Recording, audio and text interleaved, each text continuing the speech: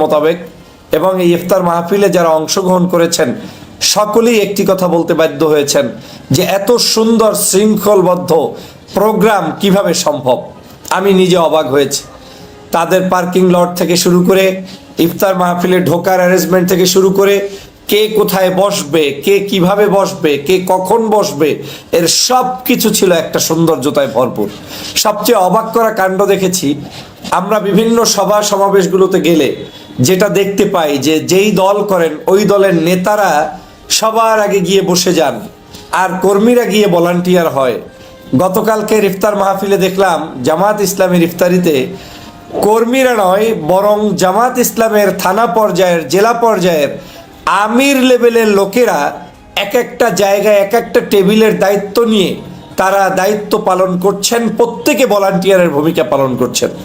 এবং আমি যদি ভুল না বলি তাহলে কেন্দ্রীয় আমিরে জামাত ডাক্তার শফিকুর রহমান তিনিও গতকালকের ভলান্টিয়ারের ভূমিকা পালন করেছেন। এটা একটি আদর্শবাদী রাজনীতির জন্য, আমাদের জন্য, প্রত্যেকের জন্য যে আদর্শ তাদের চর্চা করবে কিংবা করবে না, সকলের জন্য রাজনৈতিক অঙ্গনে একটা শিক্ষার জায়গা তৈরি হয়েছে যে একটা দলের আমির আর একটা দলের একেবারে নিচের একজন সাধারণ কর্মী বা সমর্থক পর্যন্ত, ইভেন আমি দেখেছি কর্মী সমর্থকরা বরং টেবিলে বসা কিন্তু দায়িত্বশীল যারা বড় পর্যায়ের তারা দায়িত্ব পালন করছেন।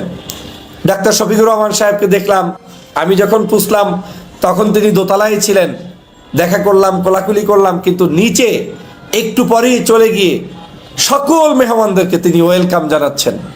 অথচ ওখানে কিন্তু মেহমানদের ওয়েলকাম জানানোর টিম ছিল। এটা আমার খুবই ভালো লেগেছে যে একজন আমির তিনি সকল মানুষদেরকে সেখান থেকে টেনে এনে ভিতরে ঢুকিয়ে তারপরে বসানোর ব্যবস্থা করছেন। প্রত্যেকের টেবিলে গিয়ে গিয়ে গিয়ে গিয়ে সংবাদ নিচ্ছেন, খবর নিচ্ছেন এবং তিনি সকল রাজনীতিবিদদের সাথে কুশল বিনিময় করছেন।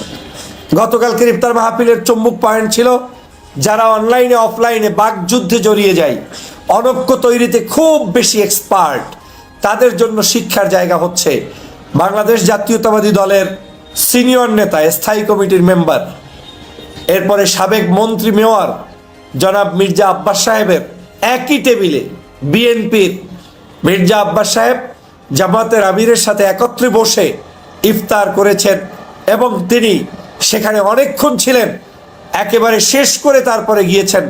এটা রাজনৈতিক শিষ্টাচার। বাংলাদেশের সকল ঘরানার রাজনৈতিক দলের নেতারা উপস্থিত ছিলেন সেখানে। যারা ফ্যাসিবাদ বিরোধী আন্দোলনের সাথে সম্পৃক্ত ম্যাক্সিমাম সেই সকল রাজনৈতিক দলের নেতারাই সেখানে উপস্থিত ছিলেন এবং ইসলামপন্থী প্রায় সকল দল, চরমনার পীর সাহেবের দলের, চরমনার পীর সাহেবের আপন ভাই উপস্থিত ছিলেন, তাদের পার্টির মহাসচিব, বিভিন্ন অঙ্গের প্রায়, আমি তাদের সবাইকে হয়তো চিনি না, প্রায় 5-7 জন তাদের পরিচিত মুখদেরকে আমি সেখানে উপস্থিত দেখতে পেয়েছি। এভাবে করে সকল অঙ্গনের মানুষকে গতকালকের উপস্থিত দেখেছি। নতুন ছাত্রদের, রাজনৈতিক সংগঠনের নেতাদেরকে দেখেছি, গণ অধিকার পরিষদকে দেখেছি, এর বাহিরে অন্য অন্য অনেক রাজনৈতিক দল, আমি ইসলামিক অনেক রাজনৈতিক দলের, ছোট ছোট রাজনৈতিক দলের নামও হয়তো আমার এখন আসছে না, কিন্তু তারা উপস্থিত ছিলেন। এটা একটি শিক্ষা, এটা একটি জায়গা যে আমি এই আন্দোলনই গত 16 বছর করেছি। আমাদের আদর্শিক দ্বন্দ্ব থাকবে, আমাদের মতের ভিন্নতা থাকবে, কিন্তু আমার ছেলের বিবাহে, মেয়ের বিবাহে, সামাজিক অনুষ্ঠানগুলোতে, ধর্মীয় অনুষ্ঠানগুলোতে একে অপরে যখন বসা শিখবেন তখন নিজেদের মধ্যে দূরত্ব দূর হবে এবং সবাই সবাইকে কাছে টানার চেষ্টা করবে। অনেকেই ভেবেছিলেন মনে হয় জামাতের কালকের প্রোগ্রামে বিএনপি বন্ধ হয় কিনা আসা, অনেকেই আমাকে জিজ্ঞেস করেছেন।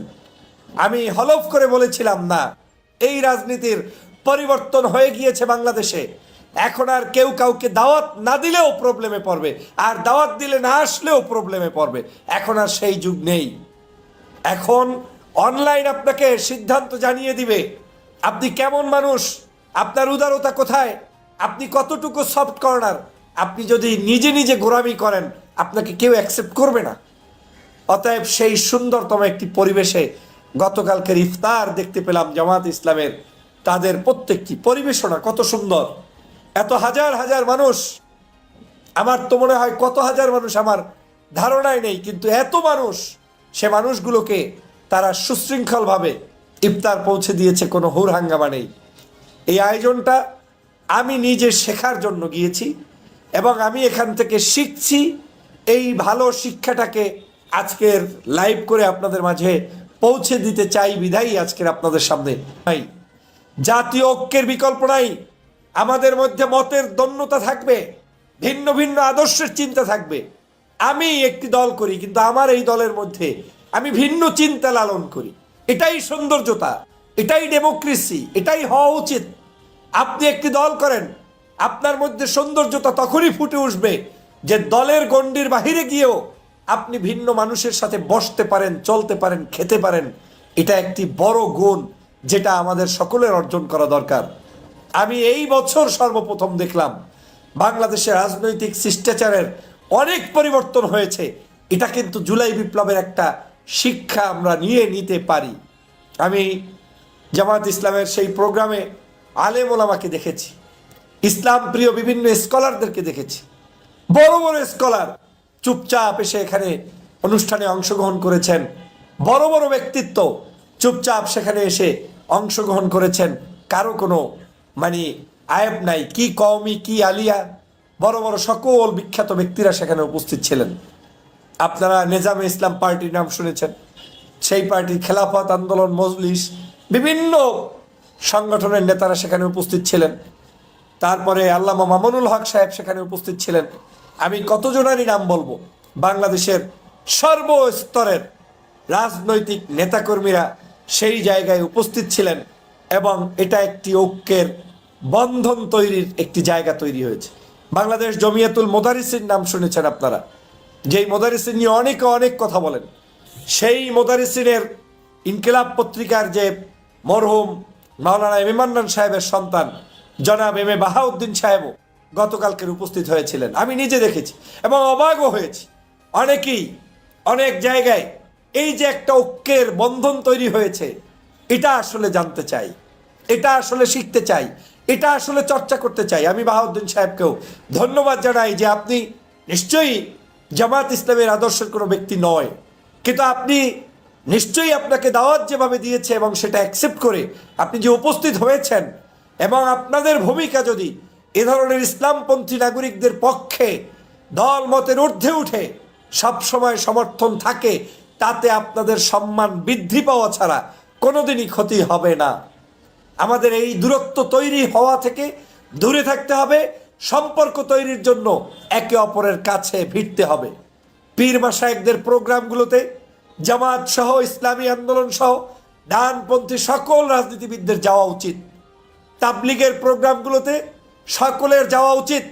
আবার তাবলিগের ভাইদেরকে, পীর মাশায়েখদেরকে, এই ইসলামপন্থী মানুষদের কাছে আসা উচিত, দলগুলোর কাছে আসা উচিত। কেন আসবেন না? কি মতাদর্শগত দৈন্যতা, কি সমস্যা আমাদের থাকতে পারে? বাংলাদেশে যদি রাজনৈতিক দল থাকতে পারে, আমরা কেউ না কেউ বিএনপি করি, আওয়ামী লীগ করি, অন্য আরও তো দল করি। তা যদি সব করে সবার সাথে চলা আমার জন্য জায়েজ হয়, আমি মনে করি বাংলাদেশের প্রত্যেকটি ইসলামিক অর্গানাইজেশনগুলোতে আপনাদের যাওয়া এটা আপনাদের জন্য হালালই না, বরং আপনি আরো ভালো কাজ করলেন বলে আমি মনে করি। অতএব আপনাদের যাওয়া উচিত। দূরত্ব দূর হয়।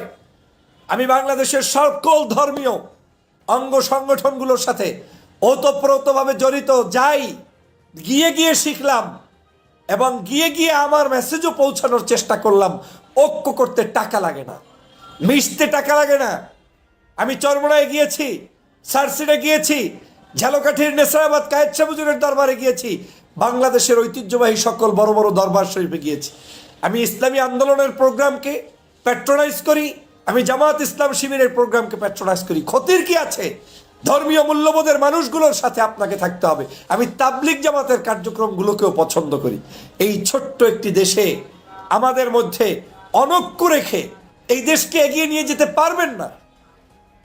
আপনাকে এই মন্দের ভালোর মধ্যে আপনাকে এই দেশটাকে চালাতে হবে এবং এই দেশকে এগিয়ে নিয়ে যাওয়ার জন্য আপনাকে আপনার প্রচেষ্টা অব্যাহত রাখতে হবে। আমাদের কাদা ছড়াছড়ি বন্ধ করতে হবে। আমাদের একে অপরের মধ্যে সৌহার্দ্যপূর্ণ সম্পর্ক বৃদ্ধি করতে হবে। সামাজিক অনুষ্ঠানগুলোতে সবাই সবাইকে দাওয়াত দেওয়ার প্রবণতা চালু করতে হবে। ফতুয়া আমরা বহু দিয়েছি, বহু শুনেছি, আর এগুলো করতে করতে আমাদের এই ছোট্ট বাংলাদেশের মধ্যে ইসলামিক নাগরিকদেরকে আর বিপদের মধ্যে ঠেলতে চাই না। প্রিয় বন্ধুরা আমার, জামাত ইসলামের গতকালকের প্রোগ্রামটা যারা আয়োজন করেছেন আমি তাদেরকে আন্তরিকভাবে ধন্যবাদ জানাই। অবশ্যই একটা যুগোৎপদ প্রোগ্রাম আপনারা করতে পেরেছেন। সবচেয়ে ভালো দিকটা হচ্ছে এত বড় আয়োজনে কোনো শব্দ নাই, কোনো হুড়হাঙ্গামা নাই, কোনো ঠেলাঠেলি নাই, তার সিট নিয়ে সমস্যা নাই। বড় বড় আমির রাস্তায় রাস্তায় হাঁটছে, এটা শিক্ষার। তারা আমাদেরকে টেনে টেনে বসাচ্ছে, এটা শিক্ষার। এই শিক্ষা আমাদের সবাইকে গ্রহণ করতে হবে এবং এই শিক্ষা নিয়ে আমাদেরকে চলতে হবে। আগামীর বাংলাদেশের বিরুদ্ধে বহুত ষড়যন্ত্র চলমান আছে। আমি এখনো মনে করি না যে আমরা অনৈক্য সৃষ্টি করে দেশকে এগিয়ে নিতে যেতে পারবো, মোটেও না। আমাদেরকে এখনো আমাদের উচিত আমাদের এই আগামীর বাংলাদেশকে গঠনের জন্য বিএনপি, জামাত, চরমোনাই, হেফাজত, কওমি, আলিয়া, ইসলামিক সকল রাজনৈতিক দল, ডানপন্থী বিশেষ করে সবার ভিতরে জাতীয় ঐক্যমত গঠন করা, দেশকে এগিয়ে নিয়ে যাওয়ার জন্য যেভাবেই নির্বাচন করি না কেন, কিন্তু অন্ততপক্ষে শত্রু না ভেবে এরাই আমার বন্ধু, এই চিন্তার আলোকে এগিয়ে যাওয়া। না হয় আমাদেরকে ব্যবহার করে ভিনদেশি তাবেদাররা এই বাংলাদেশকে ধ্বংস করার চেষ্টা করবে। আসুন সে ব্যাপারে সজাগ দৃষ্টি রাখি। সবাই ভালো থাকবেন, সুস্থ থাকবেন এবং প্রত্যেকের ভালো কাজগুলোকে স্বীকার করবেন। আপনি জামাতের খাবার খেয়ে আসতে পারলেন, স্বীকৃতি দিয়ে একটা পোস্ট করতে পারবেন না, এটা হীনমন্যতা। এই হীনমন্যতা দূর করতে হবে। আপনি চরমোনাই গেলেন, এত সুন্দর আয়োজন তারা করলো, আপনি তাকে নিয়ে একটু পোস্ট করতে পারবেন না, এটা হীনমন্যতা।